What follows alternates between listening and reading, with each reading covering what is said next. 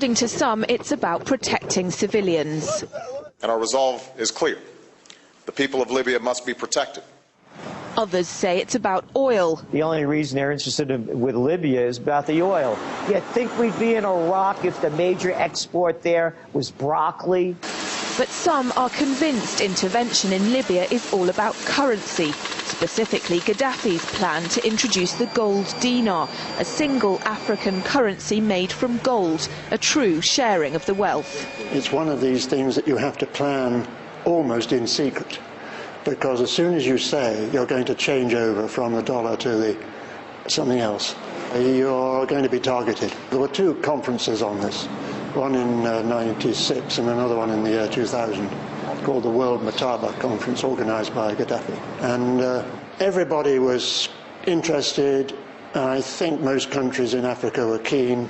Gadaffi didn't give up. In the months leading up to the military intervention, he called on African and Muslim nations to join together to create this new currency that would rival the dollar and euro. They would sell oil and other resources around the world only for gold dinars.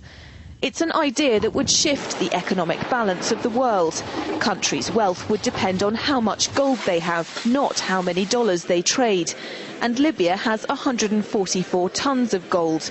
The UK has double that, but 10 times the population. If Gadaffi had an intent to try to reprice his oil or whatever else the country was selling in the global markets and accept something else as a currency, or maybe launch a gold dinar currency, any move such as that would certainly not be welcomed by the power elite today who are responsible for controlling the world's central banks.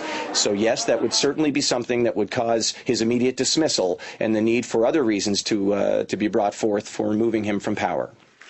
It's happened before. In 2000, Saddam Hussein announced Iraqi oil would be traded in euros, not dollars. Sanctions and an invasion followed. Some say because the Americans were desperate to prevent OPEC from transferring oil trading in all its member countries to the euro. A gold dinar would have had serious consequences for the world financial system, but may also have empowered the people of Africa, something black activists say the US wants to avoid at all costs. The United States should welcome the self-determination of Africans. They certainly have denied self-determination to Africans inside the United States, so we're not surprised by anything that the United States would do to hinder self-determination of Africans on the continent. The UK's gold is kept here in a secure vault somewhere in the depths of the Bank of England. As in most developed countries, there's not enough to go around. But that's not the case in places like Libya and many of the Gulf states.